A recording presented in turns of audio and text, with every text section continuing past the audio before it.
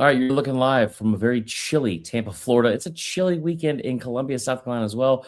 Snow falling everywhere. But you know what else is falling is some intel we have on 4 and 5 star prospects and where South Carolina stands in their recruiting. Some big updates with some of the biggest prospects in the 2027 class. We talk about that, and I yell a little bit about the basketball loss to LSU, the worst team in the conference. Locked on Gamecocks starts right now.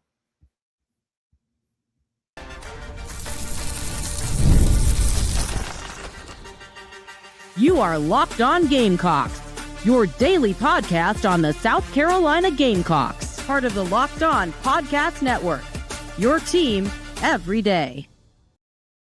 What's up, guys? Welcome into Locked On Gamecocks. I'm your host, Chris Marler, host of the Locked On Gamecocks podcast, part of the Locked On Sports Podcast Network, the number one sports podcast network in America, and we have you to thank for that. We also have FanDuel to thank for our show today. Listen, it's last and final call for football season. If you're listening to this on Saturday or Sunday, I'm recording it on Saturday. That means we're 8 days away from the Super Bowl. And right now, new users, if you bet $5 and win your first bet, you get $200 in bonus bets from FanDuel. So visit FanDuel today.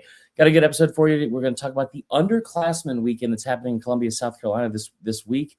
Also some recruiting updates. We'll talk a little bit about the basketball stuff, but I want to focus on the recruiting updates first and foremost. There's a lot to know, and there's a lot to be updated on. And I'll tell you where it starts and not stops, but where it starts with me is the offensive line. And listen, trying to build this this wall, I guess, if you will, and where South Carolina currently stands. The biggest update I can give you right now is a good one, and it's with offensive lineman Maxwell Hiller. He's a 5-star recruit. Now, let me back up here for a second. South Carolina is holding their underclassmen weekend. Now, not everyone was able to make it in town this weekend because of the horrible weather that's going on all over the Southeast. I hope you guys are being safe. But specifically in Columbia, South Carolina, as the basketball game was happening, obviously against LSU, there's snow falling outside. There's snow falling at Williams-Brice. There's snow falling over in Lexington. There's snow falling all over the area. But the South Carolina staff had been out all week hitting the road and getting in some FaceTime with recruits. None bigger than Maxwell Hiller. He is a top 5 recruit overall. I think he's number 4 overall in the 247 Sports rankings for 2027. 5-star recruit that if you look at his profile, he's got offers from everywhere. Ohio State, Oregon, Tennessee, Georgia. Most of those schools, Tennessee, Ohio State, Oregon, they were all there at his high school and his home this week to see him. So was South Carolina. He posted to his social media. Here's the thing. This is a kid that comes from the state of Pennsylvania. And I think that when you look at the outside, the people that look at South Carolina, they usually look at South Carolina down their nose and they don't really take them too seriously. And I think that's a mistake when it comes to this kid, because this is a state that South Carolina has recruited very well, right? Mike Ferry is especially, he has recruited that state very well. He did a great job of it in the 2025 class. He is back at it, hopefully in the 2027 class. But when you look at what he posted, it was the whole squad was there. Darren Usher was there. The offensive line coach was there. Shane Beamer was there. Multiple coaches were there to check in on this kid. And when you see a 5-star offensive lineman and you think about where they're going to go, rarely is that a guy that comes to South Carolina before the past couple of years. But now you look at Darius Gray, you look at Josiah Thompson, you look at what they were able to do with Jacarrius Peak. And I think that when you talk about a 6'5", 300-pounder who is a legit 5-star across the board, I don't think you should be surprised if you see this kid end up with South Carolina. Now, I don't know who his finalists are. I don't know who he's also considering. I know that they are going to have to fight off every other major university and football program in the country to get him. But people around the program will tell you, and you talk to Hiller as well, and you can see all this in any of the reports that have come out with it. Do not be surprised if you see him land with South Carolina. He has a great relationship with the staff. Big fan of head coach Shane Beamer. There's a direct quote from Big Spur on that. And I tell you what, South Carolina is firmly cemented in that top group, which very much in play to land his pledge. That's another quote from Big Spur. They do a great job, obviously, the South Carolina site from 247 Sports in keeping up with all things recruiting. Hiller is a guy that is, if this would have happened 3 years ago, I say that's a program changing type of commitment. But now you're starting to see the year after year position that South Carolina has put themselves in by being able to go after these big time recruits. I don't know if he lands at South Carolina. Listen, this is the 2027 class. This is even if he's early enrollee, we're talking about 11 months from enrolling in school, right? Like it wouldn't be until next January. I'm recording this on January 31st. So we have a long way to go into recruitment, but this is a big get, especially if you can figure out a way to get him early. Again, everyone in the country is going after him, but for him to land at South Carolina, especially over other SEC programs, not just Ohio State, Penn State, Oregon, but other SEC programs like Georgia and Tennessee, who also desperately need his services, would be a massive, massive commitment from Shane Beamer. The other one was earlier in the week, and this is a really good 2027 recruiting class in the state of South Carolina. We've talked about this so many times in the past. Not a super fertile recruiting ground in the state of South Carolina, but that 2026 and 2027 cycle in the state of South Carolina is really, really talented. You saw some of the guys they got this year. Xavier Currents is one. There's other players coming in. Obviously, Julian Walker is a big one. But in that little pocket over there, near Dutch Fork, Irmo, all that kind of stuff. Nate Carson, a 6'4", 270-pounder. He is a top 247 recruit as well. He's a 4-star recruit. He had an in-home earlier this week with Shane Beamer and multiple people on the staff. He said there's a ton of interest in the Gamecocks. They're also a big threat. He is also being recruited with Clemson. Of course, you would expect that. But they will. Clemson's getting a official from him in May. Nebraska, Alabama, Tennessee, Oregon, Ohio State, a couple others. He's going to make his announcement on July 3rd. Remember, that's like the big right before, I guess, summer camp starts for some of the players, and there's a little bit more downtime with the recruitment. We saw that last year, late June. There's the big junior day. I guess because it's rising seniors for South Carolina. They brought in so many players last year and got so many commitments from. That's a big push for them. I'm sure they will try to get him on campus for that as well. And then the other one's a 3-star Brady Hull, a kid out of Kentucky, Pulaski County or Pulaski. I don't know how to say it. But a good 6'3", 280-pound kid that is going to they're going to have to fend off Kentucky and obviously Louisville. But the focus and emphasis being on the offensive line, I love that. I love that. That is what you need if you're going to contend here in the SEC year over year. And I'm telling you again, I think you gotta like right now where you stand with Nate Carson, and you gotta like where you stand with Max Hiller. And here's the big thing too, guys. Think about from big picture, whatever NIL you have currently invested into this current roster, LaNorris, Dylan Stewart, Nyck Harbor. I would imagine those 3 players combined, you are talking upwards of $6 million from their NIL. Then you talk about Jacarrius Peak, who I guarantee you did not cost less than 1.5. Other offensive linemen, the only other offensive lineman that was ranked ahead of him, Jordan Seaton, I can tell you for sure he got over 3.5 million from LSU. It might have been upwards of 4. So I'm sure that he was getting paid. I would venture to say that $2 million is not out of the realm for where they could be paying Jacarrius Peak. My point with all that is you expect all 4 of those guys to be gone after this year. That is $8 million short up in revenue right away for NIL.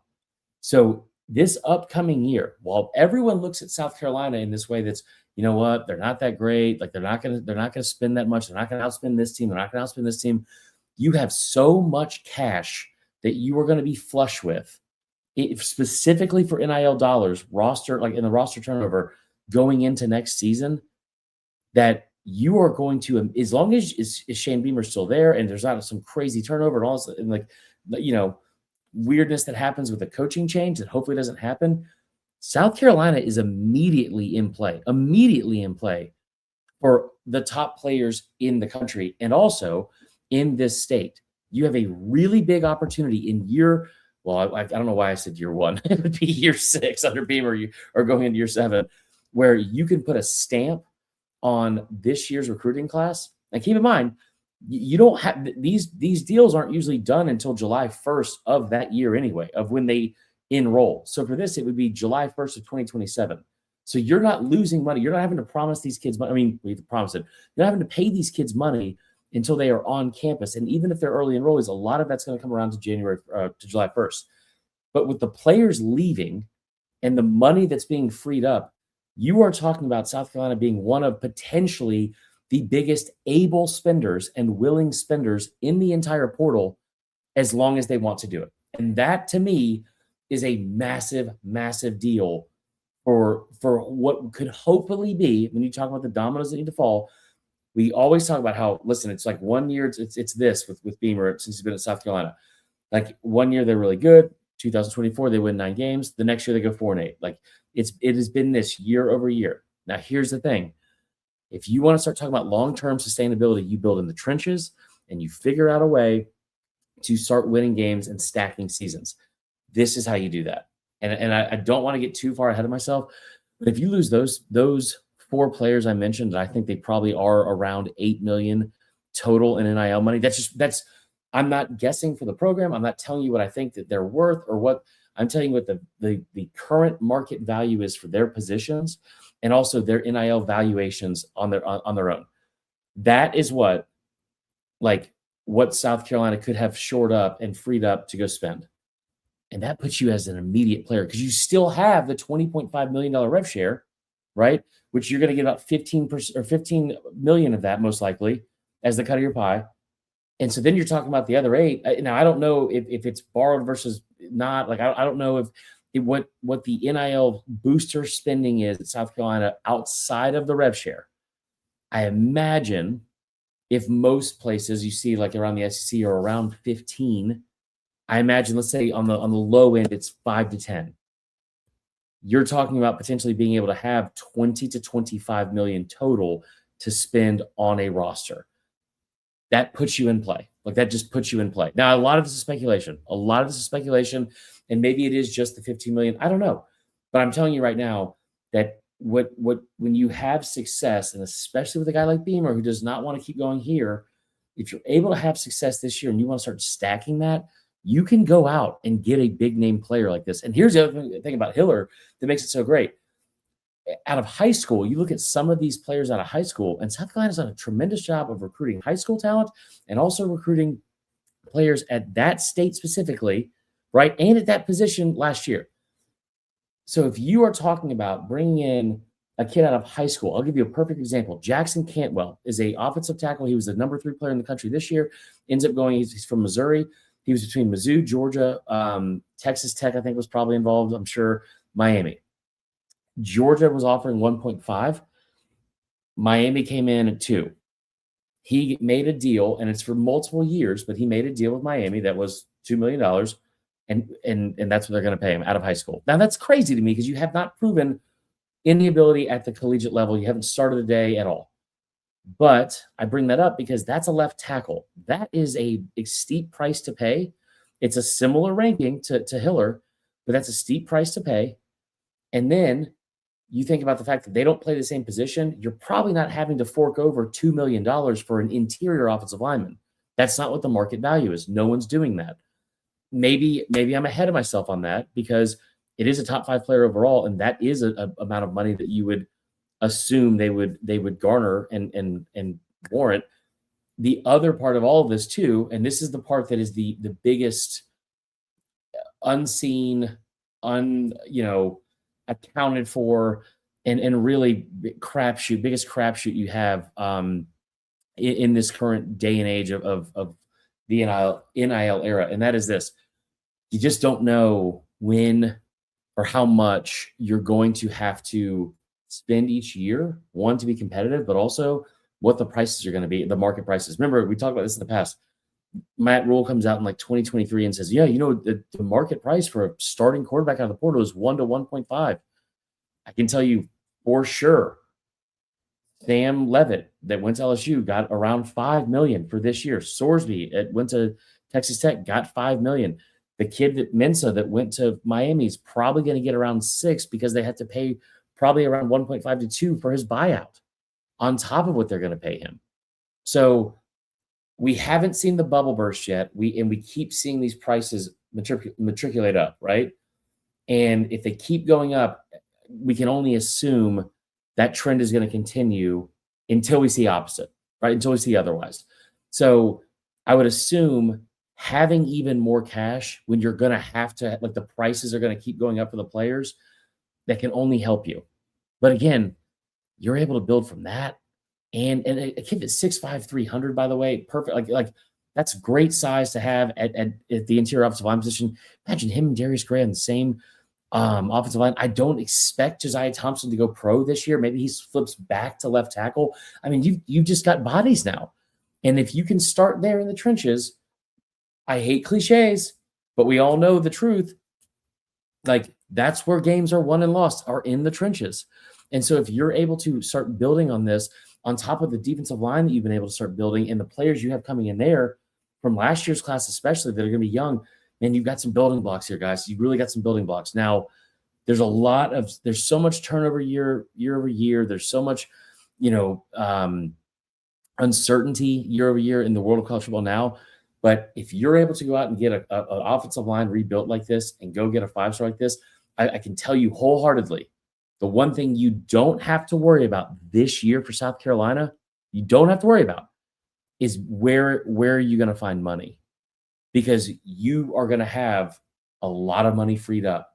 And I'm telling you right now, in 2026, 2027, or 2027, South Carolina will be in position, as long as Shane Beamer's still there and all these things are like that are in place, they will be in position to be some of the biggest spenders in the SEC and around the country. It's not going to be Ohio State, Oregon, Texas Tech. It probably won't be LSU this year.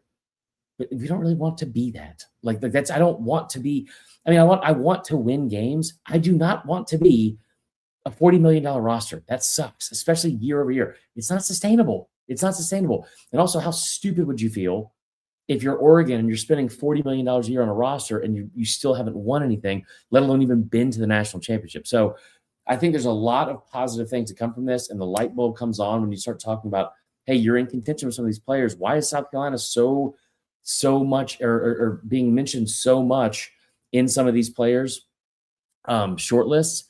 It's because, one, they're going to be a major factor and a major player because of the money.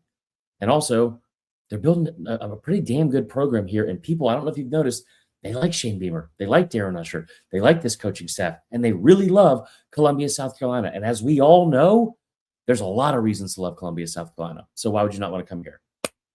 Now, here's how this show is going to go now. I have not done the segment part. I have not done the ad read part. I think that's fine because it's the last show of the month and it's a Saturday. So I admittedly, I'm not sure. Oh man, I messed up my hat. We're just not going to break up with the ad reads. I'm going to tell you what I need to tell you, and we're going to close out the show. First and foremost, join the Everydayer Club. I really need you to do that because the Everydayer Club is awesome. $5 a month. It gives you access to ad-free audio on every platform you want, which is like how we're doing this show. It would be every show. You don't have to hear me stumble through ad reads, which is not, listen, reading, really even speaking sometimes, not my strong suit as much as I want it to be. But as much as it's my job. But I think you get that on every single platform, no matter where you consume the product and consume our podcast, whether it's on Spotify, Google Play, I guess. I haven't listened to Google Play. I'm a Spotify and Apple guy. But whether it's Apple, whether it's Spotify, any of those things, you get ad-free. Plus, you get a free access to our Discord server from the Locked On Gamecocks Discord server, which is, it's me, it's other listeners, it's other fans, and all we're talking about is South Carolina. We might talk about some other stuff in the offseason. I don't know. We've been talking about some TV shows that are our favorite ones to binge right now in some of the side talks. But you will have access to all of those things. So go sign up for the Everydayer Club. It's awesome. It's only $5 a month. We're talking about $60 a year, guys. $60 a year. And it'll be a blast. It'll be a blast, especially come football season. Now, let's close out today's show with what just happened. I am down in Tampa going to the Stadium Classic tomorrow. I'm pretty fired up about this, guys. Allow me to talk about this for a second because I'm super fired up. Not a huge hockey guy, as most people from the Southeast aren't, because I'm from Atlanta and the Thrashers were taken away from us. And also, we're from Atlanta, so no one really cared about hockey. Do love hockey. Stanley Cup Finals, Stanley Cup playoffs are awesome every single year. It's one of my favorite things to watch.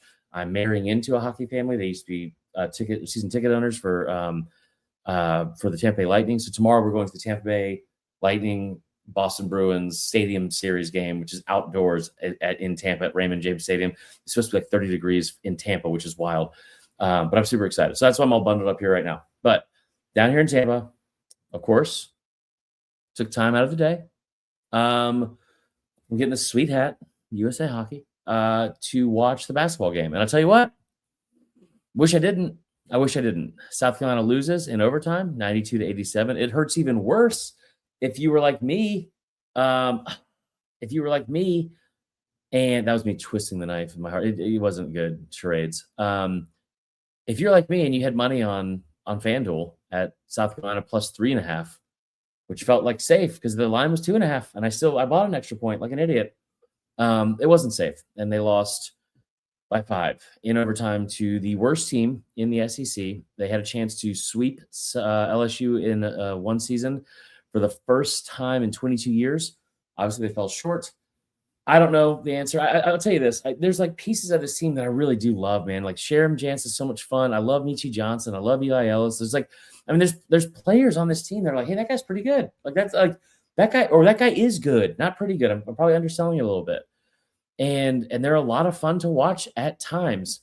But today was not fun to watch. You couldn't cover a backdoor cut. You couldn't cover anything down low for a long time. You were down by double digits early. You had to dig yourself out of a hole, and they were able to do it. But then, of course, they fell apart late. Michi Johnson, I think they were down 2. He pulls up, or maybe they were down 3. He pulls up a step back 3 with 20 seconds left on the clock from like almost the logo. Like that. I mean, that was a tough look.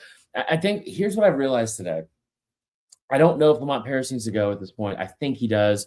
I don't know. They're just so bad, and I don't know how to make them better. But here's the other part too. Is we talked about this on the show the other day. I don't know if it matters because, like, if you're talking about the NIL stuff, like programs like them and LSU, really, you're not going to make a dent in the NIL game unless you're going to spend, like, at the next level. They're probably spending $3 to $5 million on the roster, and that puts them in the bottom 4 of the SEC. It's exactly what LSU is doing, and I know that because I've spoken to their assistant GM and who said, we spent $5 million on the roster. We're still in the bottom 4 of the SEC. Like, and then you start thinking about what that looks like. Even if you do start spending more, where does that take you? Are you then a 6 seed in the tournament? Like what does the success look like? And I don't know if I don't want them to give up on men's basketball. And I hate to be this negative too, but I don't want them to give up on men's basketball. I just don't know what the answer is in terms of like where. Like, should they spend more? Should they get a new coach? What should the investment be more? Like, where are the corrections that need to be made to make them better? Because then I immediately look at it and say, okay, well, if you're better, what's the ceiling? What's the end goal? Like, is it to win a national championship? Is it to? Because everything is now in a pot, and does that take away from other sports? Like, I'm not saying this to be negative and say the sky is falling, they shouldn't do anything, and they should be bad forever. I'm not saying that at all. What I'm saying is I don't know the answer to what you should do here because I know that I don't want football to be worse and be impacted by taking money away from potential NIL there. I want baseball to be better than men's basketball, just to be honest, because I would much rather have the glory days of South Carolina baseball return than the few blips on the radar and glimpses, like, kind of Cinderella seasons you can have with South Carolina basketball. I don't want to lose the dominance they have in women's basketball. And I'm excited about softball season too. I don't say you prioritize softball over basketball or anything like that, but I don't think you put all of this money in investing into basketball because I still think the ceiling in a sport like college basketball is look at Arkansas, how much money they've been spending. Arkansas was at the forefront of spending for NIL. And you're talking about a program that the ceiling for them was the Elite Eight. At most for a long time. So I don't know the right answer. I'm gonna move this back. I don't know the right answer. I do know that what we're watching now is this. Michi Johnson is your best player. I love Eli Ellis. I love some of the other pieces you have. I love Sharon Jance. I love Sudi at times. I love 31. I love, there's a lot of these players that's very easy to pull for and you like. I think the thing that's frustrating is with Michi, it's you're only in the game really because of him, because he's got 20 points. But at the end of the game, it's like, well, I don't know why you took that shot. Like, but I don't think it matters because like I don't think you're in the game without him. And that guy's putting his everything he has on the court every single game. So it's just I think you're in just a tough spot. We're in a tough spot here, and I don't know if it's going to get any better. I don't think it's going to this season. So either way, that's my rant about South Carolina basketball today. I appreciate you guys. This show went much longer than expected. I thought it was going to be 15 minutes. Until next time, listen, a lot of inclement weather, a lot of stuff going on. Be safe, be good to each other. Love you all. Go Cox.